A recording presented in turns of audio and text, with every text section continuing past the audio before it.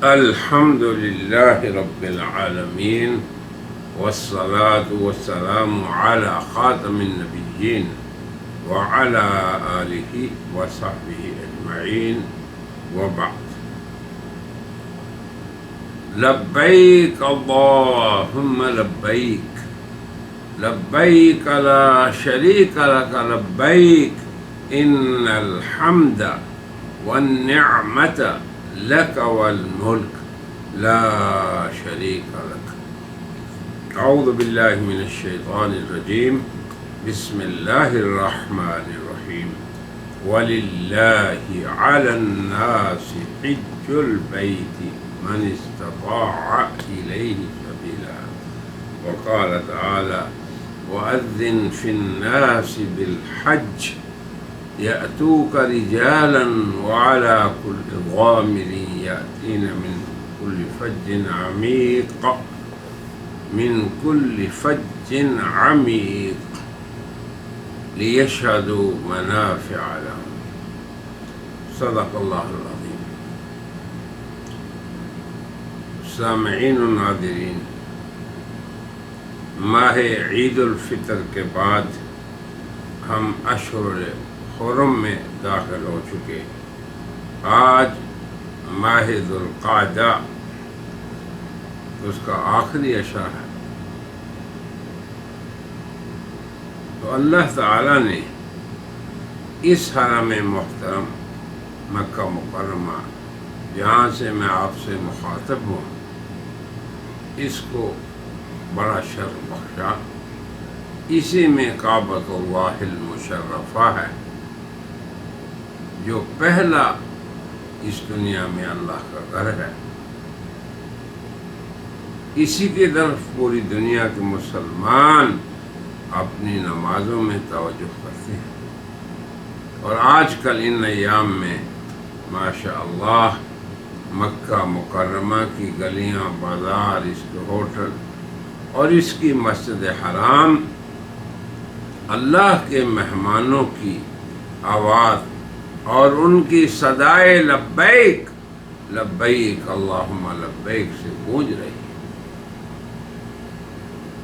حج بیت اللہ اسلام کا 5واں رکن ہے، اور یاد رکھیں کہ 5 ارکان، شہادت توحید ربانی ہو اور رسالت نبوی، نماز ہو، زکوٰۃ ہو، روزہ ہو اور حج، یہ سبھی کے سبھی حضرت انسان کو باکمال انسان بنانے کے لیے، حضرت انسان کو باطنی گندگیوں سے پاک کرنے کے لیے، اور انسان کو اپنے معاشرے کا ایک صالح فرد بنانے کے لیے۔ مگر حج بیت اللہ اس کی ایک اپنی فرضیت اور حکمت ہے۔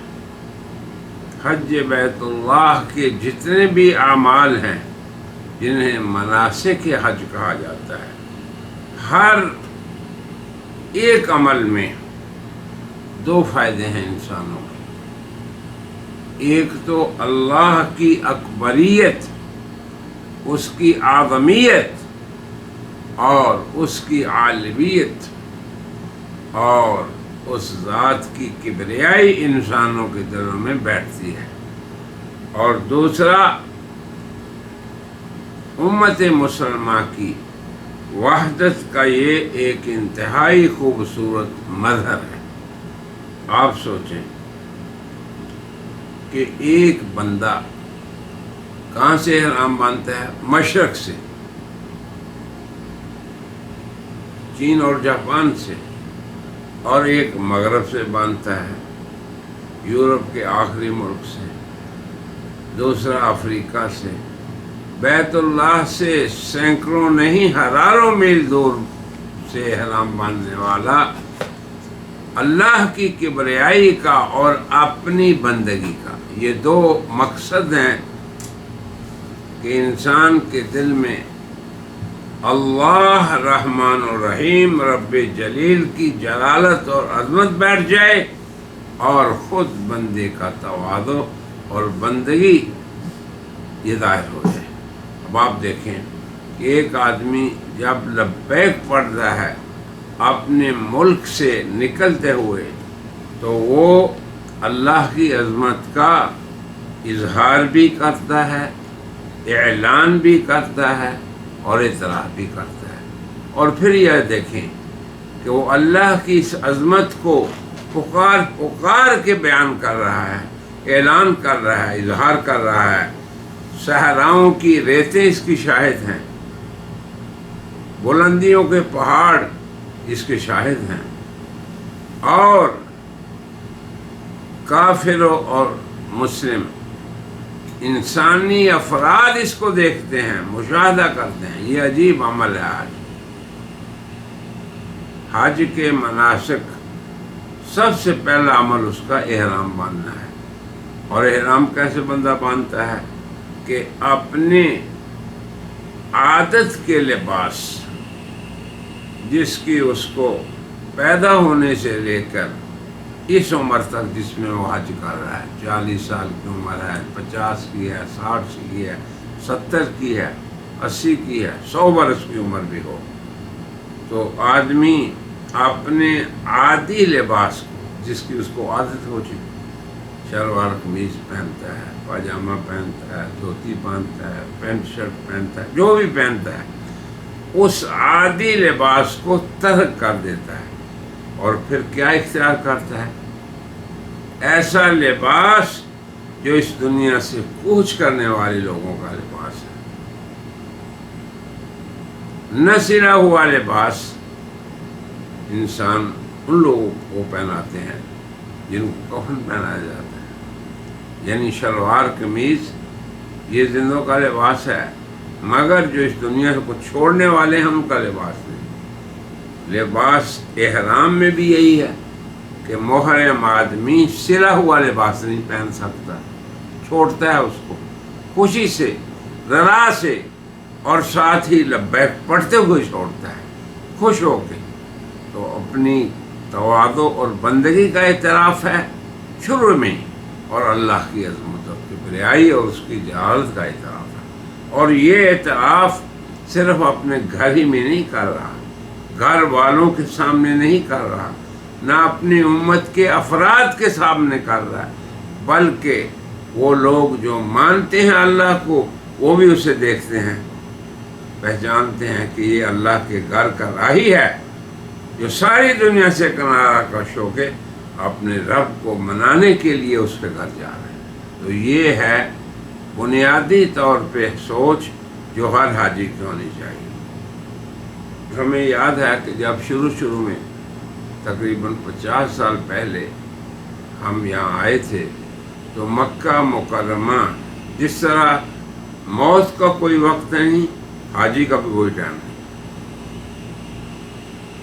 حاجی رات کو آ رہے ہیں اور پوری رات ہی آتے رہتے ہیں، اور یہ صدائیں بلند کر ہو رہی ہیں، لبیک اللہم لبیک۔ اور یہ بھی سوچیں کہ یہ صدا ایک حاجی نے اپنے گھر سے، اپنے ملک سے، اپنے ایئرپورٹ پر اگر اس نے احرام باندھا ہے یا اپنے گھر میں باندھا ہے، اور اس کا ملک مسلمانوں کا ملک ہے یا مسلمانوں کا ملک نہیں، کہاں سے وہ صدا بلند کر رہا ہے؟ تو یہ چیز دل کے اندر ہمارے گھر کر جائے کہ میں ایک عاجز بندہ، اور اللہ رحمان الرحیم جو اکبر کائنات کی ہر چیز سے بڑا ہے، اور میں اس کا مہمان بن کے جا رہا ہوں۔ اب آپ دیکھیں، ایک آدمی جب کسی کا مہمان ہوتا ہے تو میزبان کیسا ہی کیوں نہ ہو، وہ اپنی وسعت سے بڑھ کر اس کی خدمت کرتا ہے،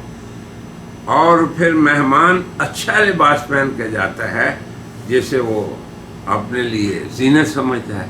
یہاں معاملہ عکس ہے کہ اللہ رحمان الرحیم، خالق و مالک، علام الغیوب، غنی، ساری دنیا کا خالق اور متقن قادر، اس کا بندہ مہمان بن رہا ہے، اور جا کیسے رہا ہے؟ ایسے لباس میں کہ جو سلا ہوا بھی نہیں، 2 چادریں ہیں فقط، فقیر بن کے جا رہا ہے، عاشق بن کے جا رہا ہے، دیوانہ بن کے جا رہا ہے، اور دیوانہ وار جا رہا ہے اور ترانہ پڑھتے ہوئے جا رہا ہے، لبیک اللہم لبیک لا الہ الا اللہ اللہ اکبر کبیرہ والحمدللہ کثیرہ۔ یہ ہے اصل سب سے پہلا درس جو دنیا سے آنے والے ہر حاجی کے دل میں ہونا چاہیے، اپنی تواضع، اپنے آپ کو فنا کرنا، لا شیء بن کے جانا، میں کچھ نہیں اور اللہ سب کچھ۔ تو پھر اس کے بعد یہ دیکھیں کہ یہاں پہ آنے والا امیر ہے، رئیس ہے، کبیر ہے، سربراہ ہے حکومت کا، یا آنے والا سب سے ادنا طبقے کا آدمی ہے، دونوں ایک ہی لباس میں۔ تو دوسری بات جو سمجھنے والی ہے وہ یہ ہے کہ اللہ تعالیٰ اپنے بندوں کو، امت محمدیہ کو یہ سکھانا چاہتا ہے کہ تم سب کے سب کلکم بنو آدم، آدم کے بیٹے ہو، وہ آدم من تراب، اور آدم مٹی سے پیدا ہوا۔ اور آج اس مساوات کا مظہر حج سے زیادہ اور کوئی نہیں۔ تو حج کے اندر اگر اللہ کی عظمت سکھائی جا رہی ہے تو امت کی وحدت کی بھی تعلیم دی جا رہی ہے، اور پھر امت کے میں اس کے افراد میں طبقات کو بھی ختم کر کے مساوات کی تعلیم دی گئی۔ یہ وہ دروس ہیں جو اللہ نے فرمائے تھے کہ لِيَشْهَدُوا مَنَافِعَ لَهُمْ، تم اپنی مصلحتوں اور اپنے فائدوں کو حاصل کرو حج سے۔ آج ہم حج مقابلے میں کرتے ہیں، اور اس میں بڑی وعید بھی ہے کہ لوگ جب حج اس لیے کریں گے کہ اپنی دنیا میں اور تفاخر میں اور دوسروں سے بڑھ کر ثابت کریں اپنے آپ کو، تو یہ گویا کہ علامات الساعہ میں سے۔ تو اللہ کی عظمت اور اپنی بندگی اور اطاعت، اور اپنے بھائی بندوں کے درمیان مساوات، ایک ہی بول ہے سب کا، ایک ہی منزل ہے سب کی، اور ایک ہی اللہ کا گھر ہے جس کا قصد کر کے آیا ہے حاجی۔ اور پھر اسی لیے فرض حج صرف عمر میں ایک بار فرض ہے، وَلِلَّهِ عَلَى النَّاسِ حِجُّ الْبَيْتِ، یہ آیت ہے فرض حج کہ اللہ کے لیے لوگوں پر گھر کا حج فرض ہے۔ کون سا گھر؟ ان اول بیت وضع للناس، پہلا وہ گھر جسے لوگوں کے لیے اللہ نے بنایا، للذی ببکۃ مبارکہ، وہ کہاں ہے؟ مکہ مبارک میں۔ اور وہ گھر ہے کیا؟ ھدی للعالمین، عالمین کے لیے ہدایت، محبت وحی، یہ مولد پیغمبر ہے۔ یہیں سے اللہ نے آغاز فرمایا، اقرأ بسم ربک الذی خلق۔ اس نام کا، علم کا جو مصدر ہے، نور اور روشنی، اسی جگہ نازل ہوئی، آغاز یہیں ہوا۔ تو اب آپ دیکھیں کہ حج مسلمانوں پر ایک ہی دفعہ فرض ہے، اور حج کی فرضیت کے لیے ضروری ہے کیا کیا؟ کہ بندہ بدنی استطاعت رکھتا ہو، صحت ہو اسے حج کے اعمال کرنے کی، اس کے بعد حلال اور پاکیزہ مال اتنا ہو کہ اسے سفر کے آنے جانے اور گھر والے کے خرچ کرنے کی استطاعت ہو۔ پھر تیسری بات یہ ہے کہ حج مخصوص زمانہ اس کے لیے مقرر ہے۔ اب آپ دیکھیں کہ اشہر حرم، ذوالقعدہ، ذوالحجہ، محرم، یہ تینوں اکٹھے آتے ہیں، پہلے رجب تھا۔ تو اب آپ دیکھیں کہ حج کے لیے آپ اشہر حج میں احرام باندھ کے آتے ہیں، اور جب مکہ میں آ جاتے ہیں عمرہ کر کے پھر آپ عام لباس پہنتے ہیں، پھر 8 ذوالحجہ کو پھر دوبارہ وہی لباس احرام جسے کہا جاتا ہے پھر اس کو پہنا ہے۔ تو خیر اس کی تفصیل تو ہم آئندہ ایام حج میں بیان کرتے رہیں گے، لیکن اصل میں یہ ہے کہ حج انسانی زندگی کی اور مسلم فرد کی اصلاح کا ایسا کارگر نسخہ ہے کہ شاید ہی حج کے اندر جو فرد اور امت کے منافع وابستہ ہیں شاید کسی اور فریضہ میں نہیں۔ نماز ہے کہ آپ محلے میں پڑھتے ہیں اور اس کے لیے بھی اوقات ہیں، یہ حج ایسا فرض ہے کہ جو ساری دنیا کے لوگ ایک ہی مقام پہ آ کے ادا کرتے ہیں۔ یہیں مسجد حرام میں طواف ہوتا ہے، یہیں مینا میں آپ کو رات گزارنی ہے، یہیں مزدلفہ ہے، یہیں عرفات ہے۔ تو یہ چیزیں یاد رکھنی ہیں کہ حج سے ہمارے اندر تواضع آئے اور ہم امت کا ایک نافع اور صالح فرد بن جائیں، یہ حج کا سب سے بڑا مقصد ہے۔ اپنے آپ کو پہچانو اور اپنے خالق و مالک رحمان و رحیم رب کی تمہیں معرفت ہے، اور تمام اعمال میں اسی طرف اشارہ ہے۔ اب آپ یہ دیکھیں کہ فرضیت کے لیے مالی اور بدنی استطاعت، پھر ادائیگی کے لیے ذوالحجہ کا مہینہ، جگہ کے اعتبار سے دنیا کے اندر سب سے محترم جگہ جسے اللہ نے حرم فرمایا، اولم یروا انا جعلناہ حرما آمنا، ہم نے اس علاقے کو محترم امن والا حرم بنایا۔ تو یہ نہیں ہے کہ آپ جہاں چاہیں اور رب چاہیں، جیسے نماز آپ دنیا میں جہاں پڑھ سکتے ہیں، روزہ جہاں مرضی رکھ سکتے ہیں، زکوٰۃ کا عمل بھی، مگر حج کا عمل یہ ہے اس کے اندر حرکت اور بندے کا عملی طور پہ بندگی کا ایسا اظہار جو شاید کسی اور عمل میں نہیں۔ پھر آپ دیکھیں کہ یہ پوری دنیا جو ہے، پوری کائنات کس طرح اللہ کے اس گھر سے جڑی ہوئی ہے، جوڑ ہے اس کا۔ میں اکثر جب دوسرے ملکوں میں جاتا ہوں تو میں لوگوں کو پوچھتا ہوں کہ یہ جو جتنی خوبصورت بلڈنگیں ہیں ان میں مسجد کون سی ہے؟ کیا جو سب سے پختہ ہے؟ کیا جو سب سے اونچی ہے؟ کیا جو سب سے خوبصورت ہے؟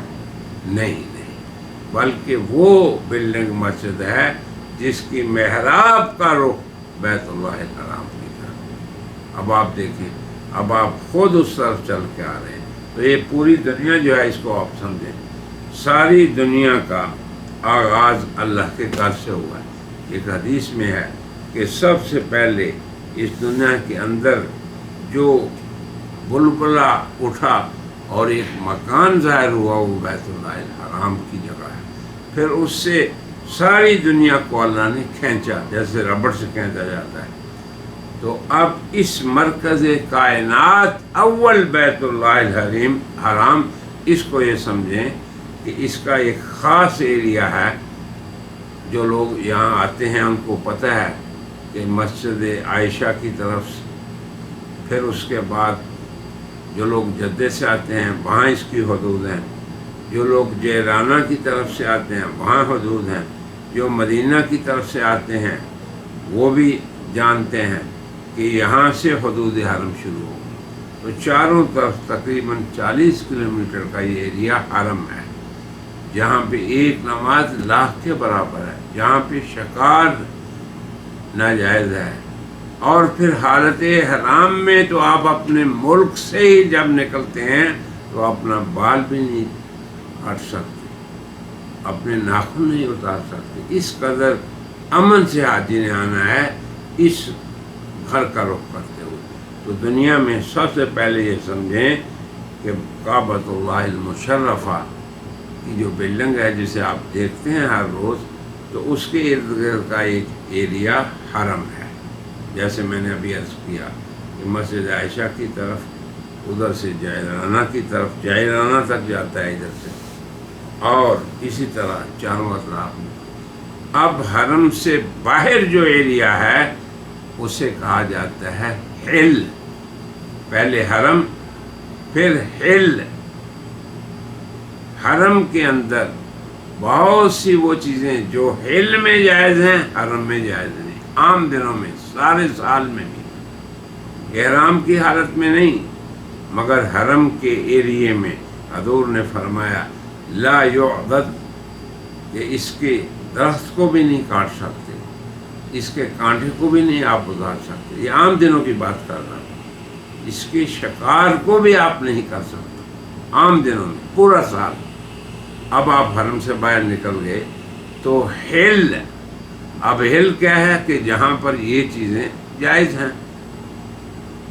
اب حل سے جب آپ نکلے تو آگے ایک دوسری حد شروع ہوگی جسے میقات کہا جاتا ہے، چاروں طرف ہیں، جیسے یلملم جو لوگ یمن کی طرف سے آتے ہیں، جیسے قرن المنازل جو ریاض کی طرف سے آتے ہیں، جیسے رابغ جو مدینے کی طرف سے آتے ہیں، ایک ذوالحلیفہ بھی ہے، تو گویا یہ چاروں طرف میقاتیں ہیں۔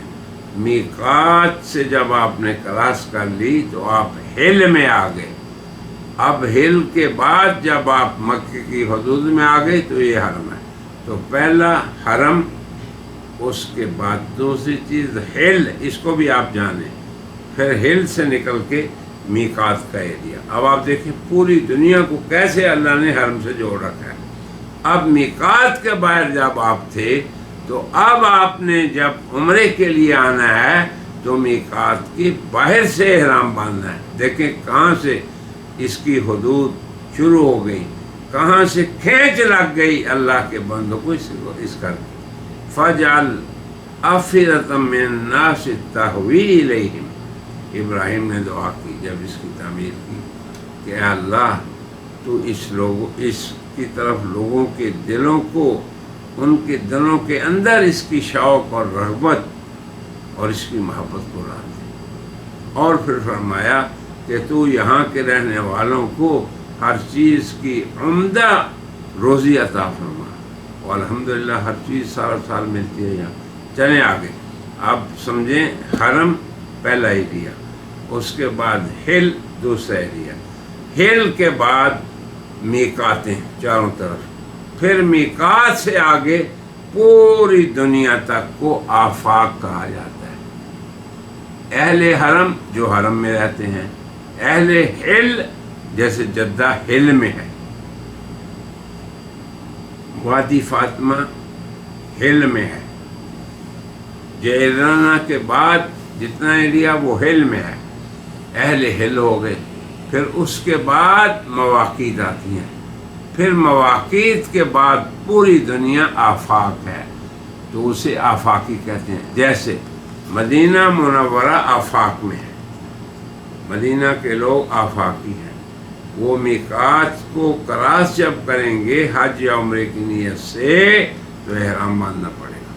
تو یہ پوری دنیا کی ایک تقسیم کا نقشہ بھی ہم نے بتا دیا، اور یہ بھی بتا دیا کہ اللہ تعالیٰ اپنے بندوں کو حرج میں نہیں ڈالتے، اپنے بندوں کو لا یکلف اللہ نفسا الا وسعہا، وسعت سے زیادہ تکلیف نہیں دیتے۔ اس لیے یہ تو فرمایا للہ علی الناس حج البیت، کہ لوگوں پہ ضروری ہے وہ اس گھر کا حج کریں، مگر یہ شرطیں لگا دیں کہ پہلے یہ یاد رکھو کہ جسم تمہارا سالم ہو اور بدن بھی تمہارا ٹھیک ہو اور مال بھی استطاعت رکھو، بدنی مالی استطاعت، اور پھر راستے کا سفر بھی یعنی امن ہو، کوئی پریشانی نہ ہو، اور نہ گھر والوں کو کوئی یہ ہو کہ اگر آپ جائیں گے تو ان کی ضرورتیں کیسے پوری ہوں گی، اس کا انتظام کر کے آئے۔ تیسری بات یہ کہ آپ نے حج کو حرم مقدس اور مشاعر مقدسہ منا سے لے کر عرفات تک یہیں پر ادا کرنا ہے۔ اور پھر آخری بات کہ اس کے لیے مخصوص زمانہ ہے، اور وہ کون سا زمانہ ہے؟ اور وہ اشہر حج ہیں۔ الحج اشہر معلومات، معلوم مہینے۔ اب آپ دیکھیں کہ جب آپ مکہ مکرمہ آ گئے تو سب سے پہلا کام پھر دوبارہ آپ نے احرام باندھنا ہے 8 تاریخ کو، پھر آگے کہاں جانا ہے اس کے بعد یہ ہم بعد میں بیان کریں گے. تو ابھی ہم بنیادی طور پہ حجاج کرام کی فکری تربیت کے لیے یہ گزارش کر رہے ہیں کہ بندہ حاج جب قصد کرے اللہ کے اس گھر کی زیارت کا اور حج اور اسلام کے اس 5ویں رکن کی ادائیگی کا، تو اس کے دل و دماغ کے اندر کیا عظمتیں سموئی ہوئی ہوں اور راسخ ہوں، اپنی انتہائی بندگی اور اللہ کی اکبریت، اللہ اکبر، آدمیت وہ سب سے بڑا ہے، اور اس کی رب جلال کی عظمت، اور ساتھ ہی یہ کہ ہم پوری امت ایک امت ہے. ان ہذہ امتکم امۃ واحدہ، اسی لیے یہ رکن ہم پوری دنیا کے مسلمان ایک ہی جگہ ادا کرتے ہیں. تو یہ چند باتیں میں نے عرض کر دیں اپنی اس آج کی پہلی مجلس میں. انشاءاللہ بقیہ ضروری امور آئندہ مجالس میں ہم پیش کرتے رہیں گے. میری دعا ہے کہ اللہ تعالیٰ جو میزبان ہے حجاج کا اور بڑا ہی کریم مولا ہے، وہ تمام حجاج کرام کے لیے آسانیاں پیدا کرے اپنے ملک سے حرمین تک پہنچنے کے لیے، اور ان کو یہاں سلامتی سے رکھے، اور پھر مناسک حج کی ادائیگی کے بعد وہ بالکل عافیت اور سلامتی کے ساتھ اپنے گھروں اور اہل و عیال پر کو واپس ہوں. وآخر دعوانا ان الحمد للہ رب